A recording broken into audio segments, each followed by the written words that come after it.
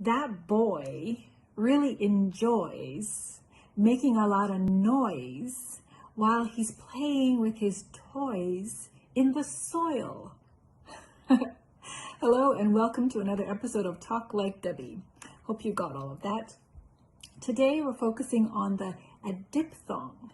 A diphthong is a sound where you have two vowel sounds. One vowel sound goes into another. So we have the boy. So you have the O-E, boy. There is a boy playing with his toys, boy. He's playing outside in the soil. He's making a lot of noise. You've got the O-I,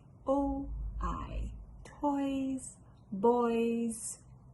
We also have he enjoys, join him making some noise.